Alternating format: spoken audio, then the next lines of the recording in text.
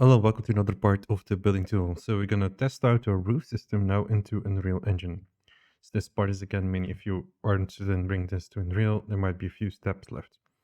So currently we have our tool. What could also be interesting is to make another interface here for roofs in case you would like to turn this off or on or have like interesting toggles. So that might be interesting to do here as well. It's just here, go to assets, open our properties and go to parameters, of course, make another folder and we can call this for roofs.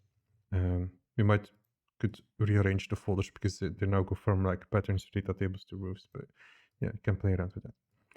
So what I found interesting to do is to make it, to turn this on or off. So if we go here down where we're going to merge all these things together, I'm probably going to use a switch node to then actually turn this on or off. So the default value is then actually a null node, or the first input should be a null node. So we're going to switch here this direction.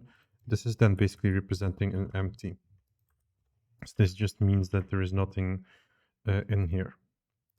So here, maybe let's turn this on by default. So we're going to just grab it over here. We can just call this enable roof. And this is going to be, instead of an integer, it's going to be toggle.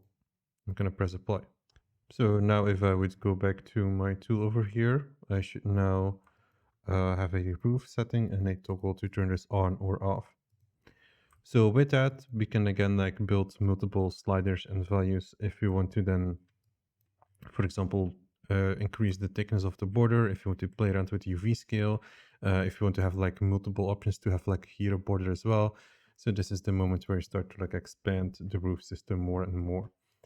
So what I think could be interesting is to just like place maybe another UV transform here, like an overall UV transform. So on each side here, we have like this UV settings and data, but it's probably a good idea to like make like a global UV transform. So what I will do here is I will actually just grab the scale because I'm not sure if the scale is going to be good enough for what my material has, for example. So I can quickly change the scale. So scale of UV. Gonna press apply. Then this value is gonna get linked and we're gonna just basically now copy paste this into the other slots here. So they're all just 111 and linked by the value. So for now, I'm probably going to keep the menu as this, quite simple. Now, before I jump into Unreal, there was one more thing that I also mentioned in the last video.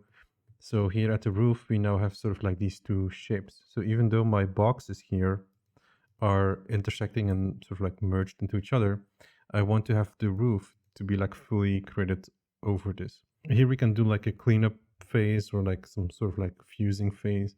So this is a quite always interesting step to do here before you plug your data in the tool, because of course what you will do here will also reflect on what the output will be of the tool. So for us, what is quite easy now is to actually use a fuse. So what we're going to do is after the cleanup is done, we want to fuse this, but I want to actually fuse based on the grid spacing.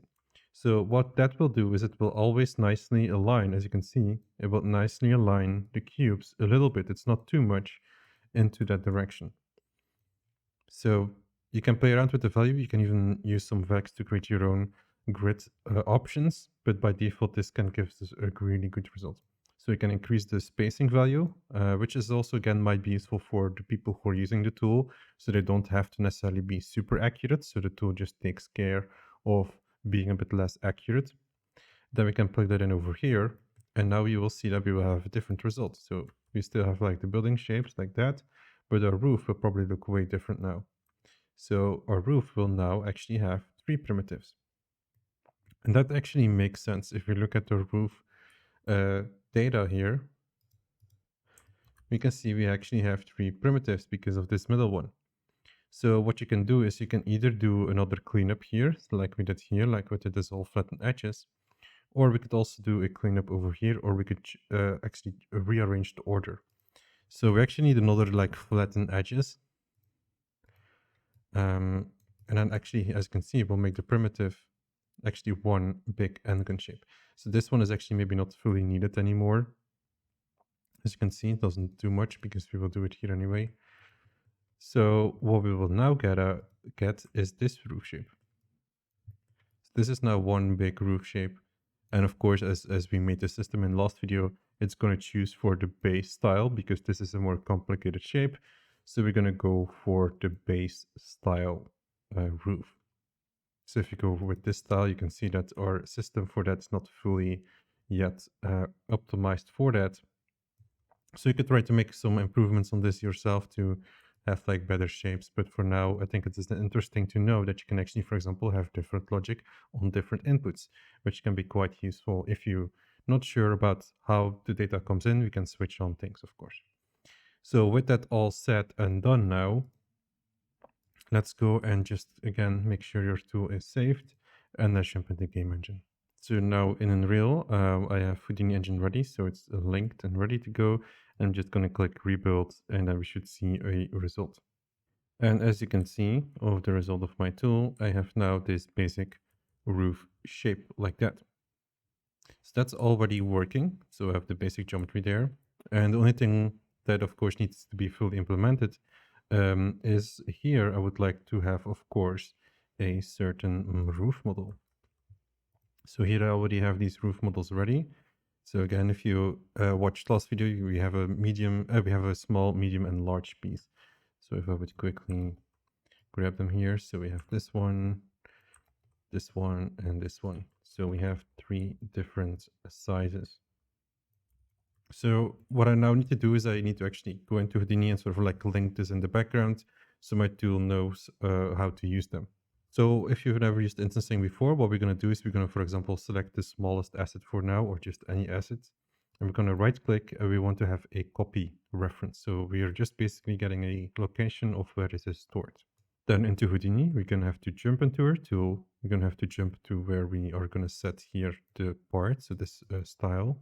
And here we need to have these instances and we need to paste them over here. So here I'm not going to paste these meshes. So this was for the small one. Then I'm going to go back to Unreal, grab the medium one. So copy reference, go back here, paste it, jump back to Unreal now. And here I'm going to grab the bigger one. So copy reference. Then I'm just going to go into instancing again and place it over here. So again, we're just placing the small, medium, and large ones. And we're just going to go ahead and hit save again. We're going to then here go to our tool and click rebuild. And we should probably see them, or in this case, we don't see them. So let's investigate a bit more on that. So here I can actually now see that we sort of like have a missing cube. So if we're going to go down to our output data, we're going to have our output for the roofs and we're going to have an output for my instancing. And we can see that here we have a mesh instancer, which is this cube, and it basically didn't know what to do with this. So we're going to have to double check on the system what happened with that because it's sort of like got lost. So if I would now, for example, would fill in my roof, let's pick roof 2 or something, we can see we're actually filling in that roof shape, but it's still a bit needs some tweaking. So let's go back to Houdini. So we have our data. So let's go here and see our data. And I think I already know what went wrong. So in this case, I just forgot to simply click here also output for game engines. So I'm going to just go and click on that. So make sure they're all enabled. So by default, the tool will output a instancing path, but if you use game engines, you're going to have to say use for Unreal or Unity. So let's take a look if that did the trick. And after rebuilding my tool, I can see that actually that did the trick. So we're now placing these models. So one thing I noticed here is they are facing in the wrong way.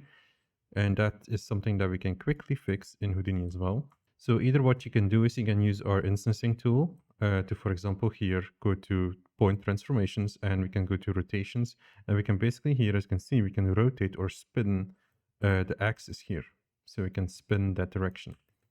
Now, another way we can do this is we basically have calculated the normal position, which you can see here, we calculated to normal. So either we just flip the normal, or we can go into this instancing tool and also just do the spin.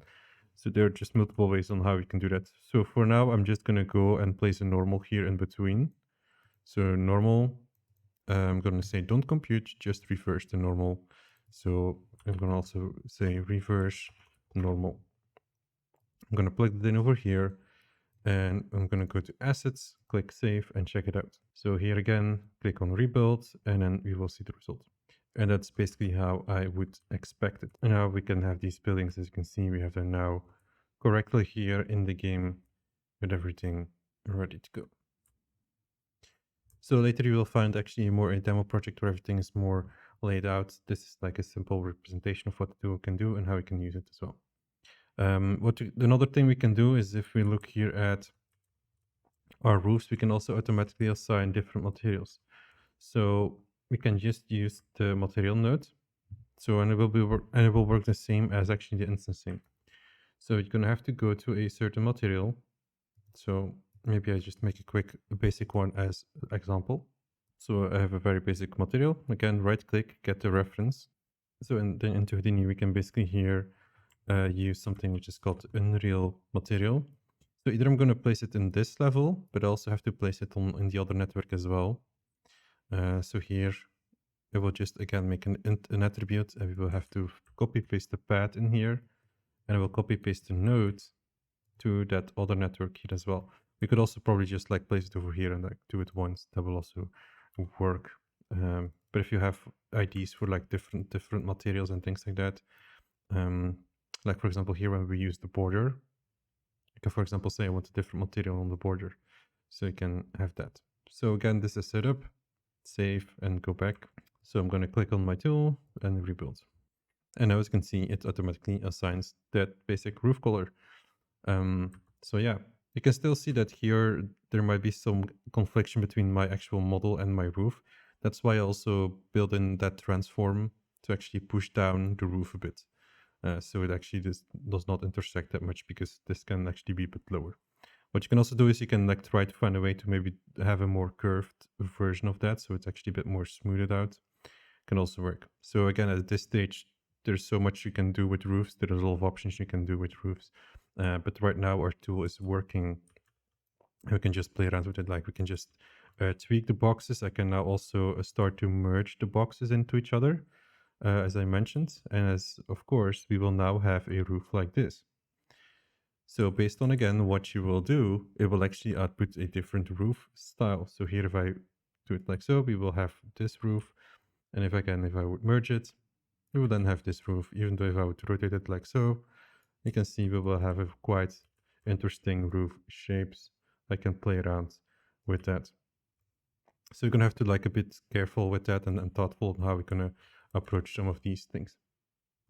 So that was it for these videos. So we have basically a functional building system that also here creates the roof part with some other elements here and there.